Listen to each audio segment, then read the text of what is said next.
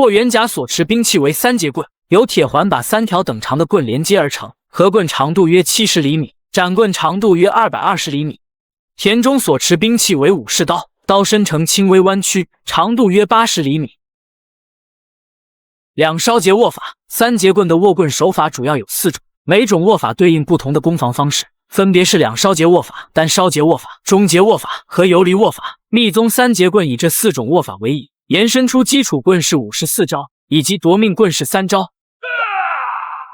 右烧节架挡，中节架挡，连续中节架挡。两烧节握法适合近战，左右烧节主要用来攻击，中节主要用来防守。霍元甲连续中节架挡之后，改变握棍手法，变式为单烧节握法，直接使出了密宗基础棍式边长架远。单烧节握法的特点是放长击远，适合远程攻击。只见霍元甲第一边直攻田中腰肋，第二边再取其向上人头，两边迅疾之快，直接把田中逼退了出去。短短5秒的交手，霍元甲就把三节棍可近可远的攻防特点展示了出来。看田中表情，显然吃惊，没想到霍元甲手中的兵器竟然如此玄妙。霍元甲同样倍感意外。日本刀术有5要诀：1速度、2力量、3步法、4呼吸、5原教。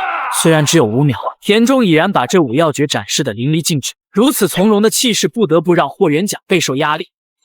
密宗基础棍是左右绞丝棍，霍元甲此时采用的是游离握法，左手持1烧节，右手持中节，留出另1烧节游离应对田中的连续突刺。该握法的特点是上下左右转换灵活，方向多变，速度连贯密集，这样即使田中突刺的再快，霍元甲也能游刃有余的抵挡。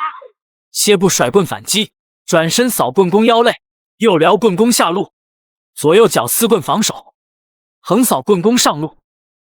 密宗基础棍是云龙翻江。注意看，霍元甲此时已转换持棍手势，双手同时持中节，此乃中节握法。此法以各种五花为主，主要用来骚扰迷惑敌人的视线。霍元甲一招基础是云龙翻江之后，直接祭出密宗三节棍夺命棍式力劈华山。田中岂能屈服，立刻架刀应挡，防止被霍元甲的三节棍爆头。但三节棍的构造硬中有软，虽然田中头部幸免于难，但背部还是受到了一击。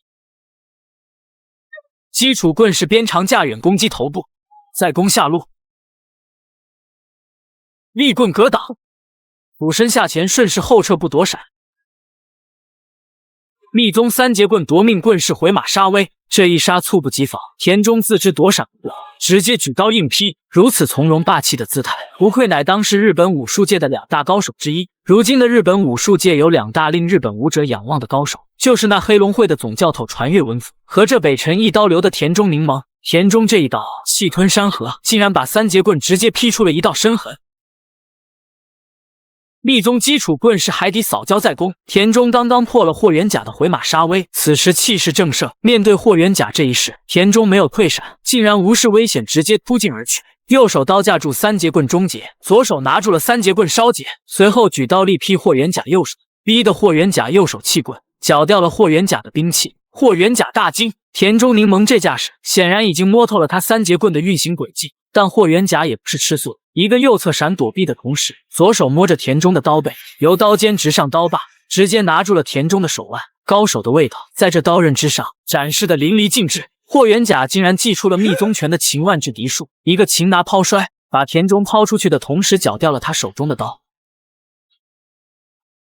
此时此刻，两人互相绞走了对方的兵器，棋逢对手的味道瞬间弥漫开来。连续下劈刀硬砍，